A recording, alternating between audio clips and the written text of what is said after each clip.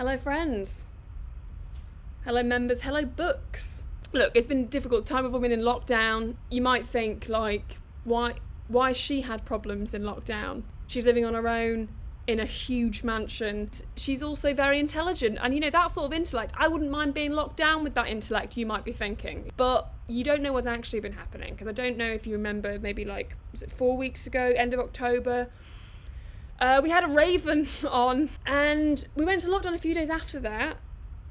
He couldn't leave. Shit's everywhere. Put my slippers on, egg in it. He'd laid an egg in it. He doesn't watch Netflix. He wants to watch Nestflix.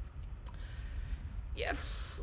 I mean, it's not bad. There's some good stuff on there. It's mainly the normal shows, just, as you can see, just with the names changed to sort of incorporate birds. Oh no, I can hear. Oh. Just don't say anything, alright? Just don't say anything. Oh, hello! I cooked! That's really nice. He does cook. Who are you talking to? I wasn't talking to anyone. Yes, you were! Twitch. No, not just. It's called. It doesn't matter. Just how? What have you cooked? Oh, it's spaghetti made from maggots. Right. You don't like it! No, I do like it. Eat it then! I'm not going to try it right now. You hate it! I'm going to kick... You don't want... I'm going to kick it to the floor! I'm just kicking it! You didn't need to do that. No, I'm not talking to you anymore. We don't have to eat everything that we... Wow. You're just going to turn away? Oh, wow.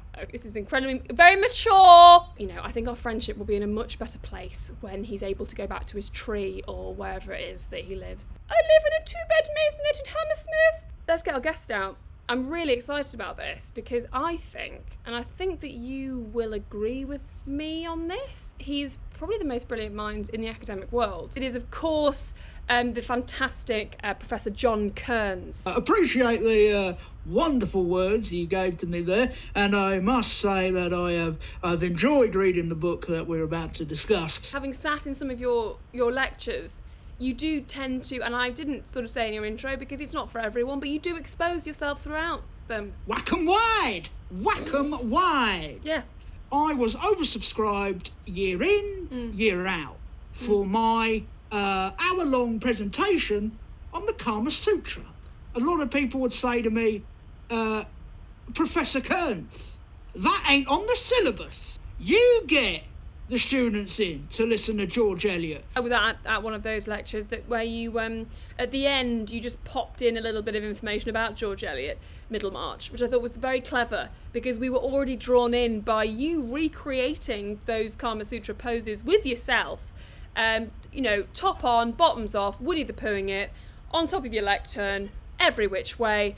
I was hooked. I had students leaving going, well, what the hell have we learned? The guy's a psycho. Yeah. The guy's a mad bitch. Now, next week, it's all about Middlemarch. And guess what? None of them turned up. You spent a lot of time in prison, and that's where, you know, you actually created, if I'm right in saying so, a font. And what was the name of the font? It was Beeswax. Beeswax. A fantastic font. I wanted it to be called Beeswax because bees are fun, wax is even more fun. Also, the word wax and the letter X and a couple of E's with the B, it's good fun. You're reading a book. You find that you're about to sneeze. What do you do? It's one of the great questions, if I may say so. It depends if you're reading the autobiography of Mr. Kleenex. Well, Sure. Every page can be used as a tool to mop up any snot or gunk that might be leaving your office. You refer to your face as your office, is that? Every hole on my head is an office. An office, right, got it, yeah, just checking. Beg your pardon, little bird flew past my window there, made me laugh. You know what? It's very strange seeing a bird at this time of night. Well, you famously like to not have any sort of front wall of your house, don't you? So it's just open. It's open so that your mind is open. So that's Open plan, you know. Yeah. I do have a front door, but people say, why? Yeah. You just walk round it. Just walk you ain't round got it. nothing there, brother. I will say, I asked you what you'd do if you sneezed on a book. Usually I lift my arms up, the book above my head, and sneeze onto my stomach area. We say the name of the book together. 3, 2, 1. Sandy.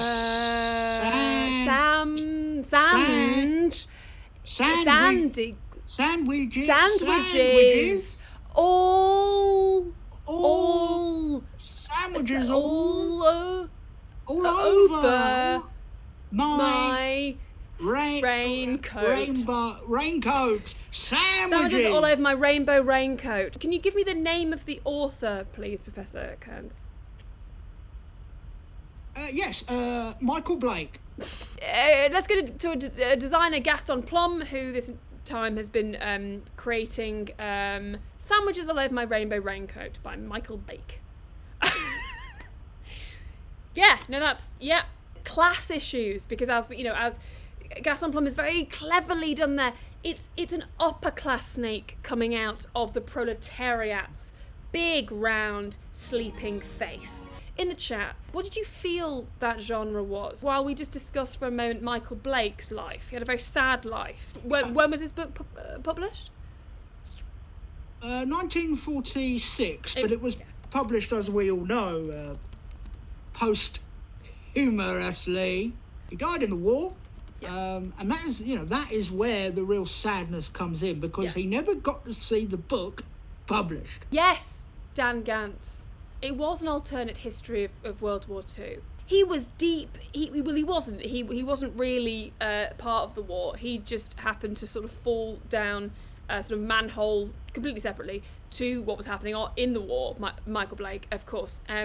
But he was creating this alternate version. Imagine World War II, sadly sad, set using all of the same characters in Fraggle Rock.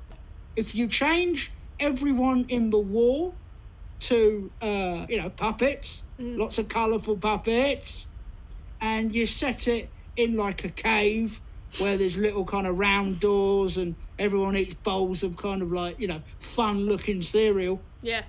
It ain't too bad if one gets shot in the head now and then. What is at the heart of this novel is it's the working class soldiers who have been sent by the upper class, of Britain and the other countries. Yes. But this is, puppeteers have a lot of money, because how else can they afford to go through puppet school? And what he is saying is that if you replaced war with lots of cloth, you wouldn't have the same outcome, and that was something I hadn't ever thought about before. A moment I remember, it's near the end of the book, he talks about how if you shoot a puppet in the head, it don't make a sound. It's soft. That thing's soft. And it's a mess. The hand in the puppet, however. An extraordinary comment. Yes, there would have been no noise shooting the puppet in the head. But yes, what about the hand within? That bloke must be screaming his head off. I had an uncle who was a puppeteer, and he was a lovely man. I only until the day he died didn't realise that I had 5 cousins that were puppets. Wow. I just always thought we weren't allowed in their house, and they just waved from the window.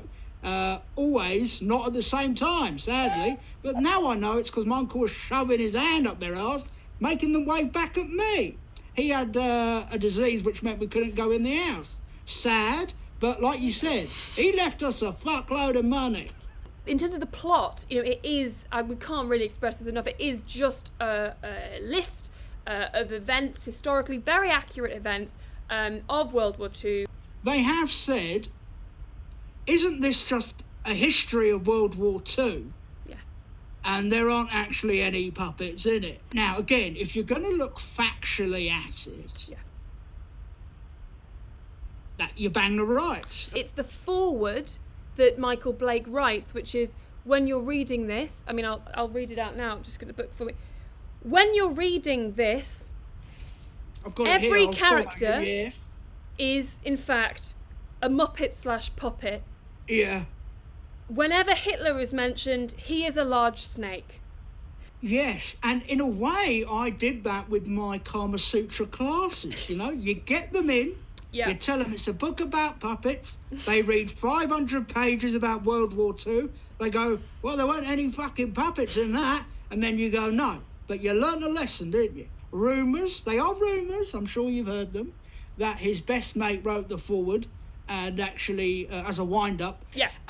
There is a lot of truth to that, and, you know, the more I think about it, the more I think, that makes sense, because his friend also called it Sandwiches All Over My Rainbow Raincoat, which has got nothing to do with the history of World War II. Do you know what? I do forget that title now and then. Sometimes, because so much going on. It's so irrelevant. In 1946, 1947 and onwards, you had children asking for this book for Christmas. Yes. Oh, sandwiches! I like that. My rainbow raincoat. Maybe it's like Joseph and his Technicolor Dreamcoat. What they're hit with is and who reads the foreword? So they're not reading that it's supposed to be puppets. They're just reading an incredibly graphic retelling, accurate retelling of World War II. And you know, it caused a whole generation, I'd say, of people with just massive psychological problems. You know, when you opened it up, obviously the foreword, like you said, a lot of kids, they never read that shit. I remember my dad would tell me, fuck the foreword. Again, I don't like to swear and I apologise. If you're going to tell me about, for example, Poland and Germany wanting to overtake Poland and that being the reason that Britain gets involved in the war, then I think you have to show a map of Poland and not of a little leaf. And I feel like that's his friend again, taking out the actual maps, the actual because every table, every graph, it was puppet based. It was about Big Bird's beak. The fall of Berlin Yeah. didn't look like how it was depicted in page 233, which is a bowl of fruit laughing. I'd say it undermines it and is quite disrespectful. I couldn't believe what I was reading. Yeah. I was stunned. I was shocked. I was appalled. But is that then the book doing the job of a good book, I ask you? Let's pop to Gaston Plum, our designer, who this entire time has been designing the cover for the World War II very accurate historical reimagining through the eyes of puppets. Cool. The jacket, which is obviously again part of the misdirection here, which is trying to get children to read this book. Yep, you've got the banjo playing sort of happy puppet Nazi. There was that moment where Well, say it. I mean, will. Say it. Where Germany realised that they weren't going to win, and it was likened to being, this is like a Smurf on a bungee rope. That is Hitler in a way. There's the fruit bowl singing, and Big Bird. Big Bird is being blown to pieces. Please. It was a good book. Please take my name off this book. Jim Henson. Yeah. Thank you so much, Dr. Kearns, Professor Kearns, King Kearns. It's been really enlightening speaking to you, and thank you all so much for joining as well. People can find you on Twitter at John's Fur Coat. That's correct. Yes, I believe there is a. I've got no idea who runs it. And thank you all for reading this book. And we'll be back next week at 7. As ever, just please read the book. Can you all please read the book?